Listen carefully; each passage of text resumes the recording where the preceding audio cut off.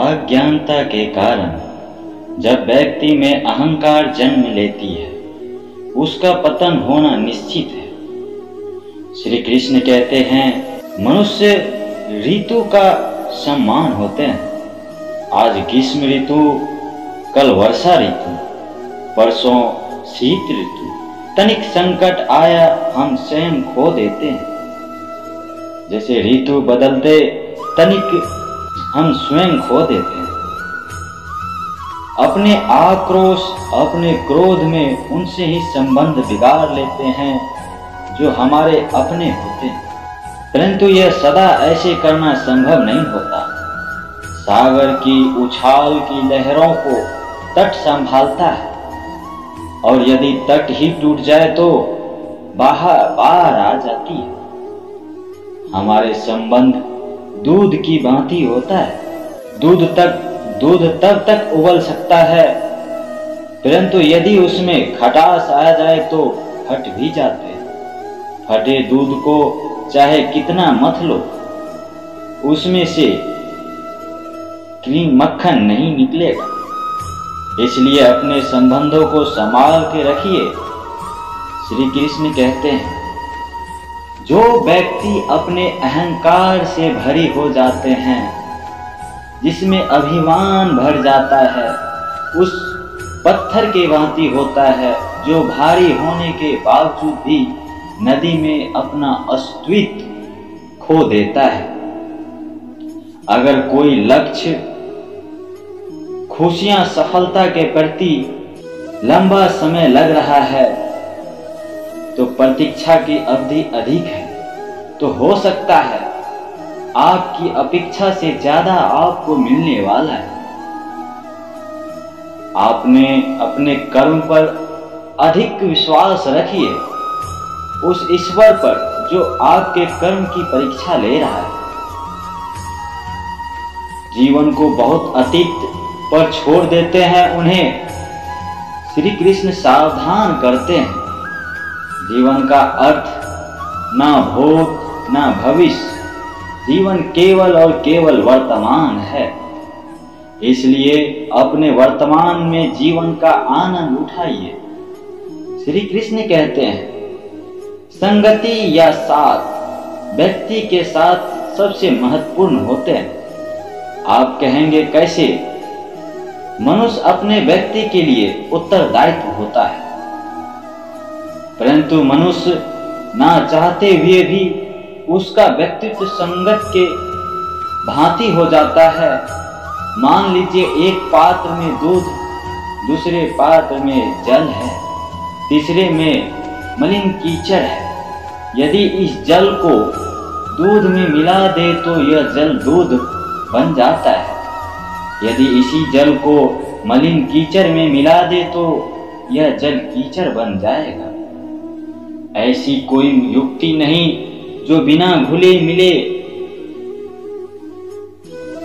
अपना अस्तित्व बनाए रखे या उसने अलग रहे। ठीक ऐसा ही मनुष्य के जीवन में होता है।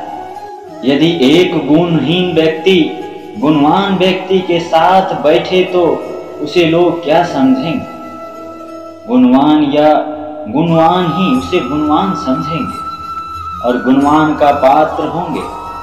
यदि एक व्यक्ति उन्हीं के साथ बैठे, उसे गुणहीन के पात्र मिलेंगे। जीवन में सारे संगति सोच समझकर सावधानी से चुनिए।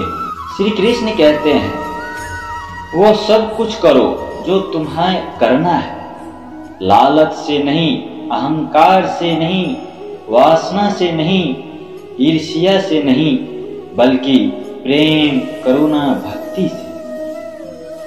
श्री कृष्ण कहते हैं, नरक के 3 द्वार हैं, काम, क्रोध और लोभ। जो व्यक्ति लोभी होता है, क्रोधित होता है, उसके लिए नरक के द्वार सदैव खुले रहते हैं। अर्थात ऐसे व्यक्ति को तो नरक में ही जगह मिलता है। मनुष्य सब कुछ चाहते हैं, परंतु उसे नहीं मिल सकता। आपको जो नहीं मिला उसके लिए पश्चाताप मत करो, और जो आपसे खो गया है आप उसे अलग हो या अलग हो गया है उसके लिए निराश भी मत होइए। भगवान कहते हैं, मैं सभी प्राणियों के हृदय में स्थित आत्मा हूं। मैं सभी प्राणियों की आदि, मध्य और अंत हूं। समय एक सा नहीं होता है। आज दुख है तो कल सुख भी होगा। सुख के बाद दुख आना भी स्वाभाविक है। श्री कृष्ण कहते हैं, मनुष्य बड़ा विचित्र प्राणी अपने से नीचे स्तर के लोगों को भिन्न की दृष्टि से देखता है। उनका उपहास उड़ाता है, उसे बार बार कहता है, तुम्हारा कुछ नहीं होगा, तुम भविष्य में कुछ नहीं कर पाओगे। जब मनुष्य के पास धन, संपत्ति और मान सम्मान होता है तो दूसरों को आदर नहीं करता। प्रेम परंतु वो भूल जाता है, उससे अधिक एक शक्तिशाली है, वो है समय। समय अपना चक्र कब बदलेगा ये कोई नहीं जानता। समय अपना करवट कब बदलेगा ये कोई नहीं जानता। कोयला भी समय के साथ हीरे में परिवर्तन होता है। इसलिए जीवन में कभी भी किसी का उपहास नहीं उड़ाना चाहिए। श्री कृष्ण कहते हैं, निस्वार्थ कर्म को अपने जीवन में उतारिए। जो विधाता के लेख में होता है उसी का फल हमें मिलता है। विधि के विधान को स्वयं ईश्वर नहीं रोक पाता। जिस व्यक्ति को आपके लिए सम्मान, कद्र ना हो, उनके साथ रहना व्यर्थ है। सदैव आपके लिए शत्रुता के भाव रखेंगे। ऐसे व्यक्तियों के साथ रहने से उत्तम है आप अकेले रहे। इस जीवन में सरल होना सुनिश्चित है। और सीधे स्वभाव का होता है जो लोग उनका अन्यन्यास फायदा उठाते रहता है। अच्छे किस्मत के लोग थोड़ा भी बुरा होने पर भगवान को पूछते हैं और अपने भक्तों को सदैव परीक्षा लेते रहता है। इस परीक्षा में भक्तों को सदैव कष्ट का सामना करना पड़ता है। सामान्य लोग इसे अपना दुख मानकर भी वो साधक प्रेमी ईश्वर की परीक्षा के सामना करते रहता है। जो लोग कहते हैं अपनों के आगे झुकने में कोई बुराई नहीं है, उन्हें मालूम होना चाहिए जो अपना होता है वो कभी झुकने नहीं देता। दिव्यता केवल शक्तिशाली होने पर नहीं, दूसरों में शक्ति जागृत करने पर होता है। सब लोग आपकी बुराई करने लगे तो परेशान ना हो कि वो लोग आपका महत्व देने का कोई और तरीका नहीं जानते। सबसे इस तरह का व्यवहार कीजिए कि कोई आपके बारे में बुरा भी कहे तो उस पर विश्वास न करे, ना बोले फिर भी वो सुन लेता है, इसलिए उसका नाम परमात्मा है। और ना बोले फिर भी हमें सुनाई देता है, उसी का नाम श्रद्धा है।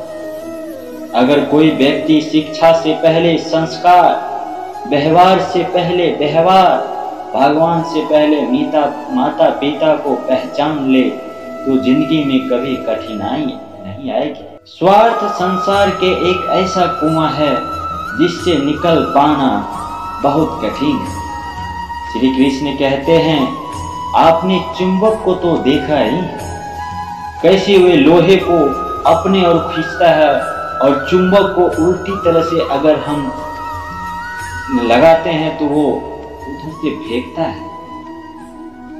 हम सबके भीतर एक ऐसे ही चुंबक होता है, विचार का चुंबक। अपने ही विचारों जैसा आकर्षित करना है।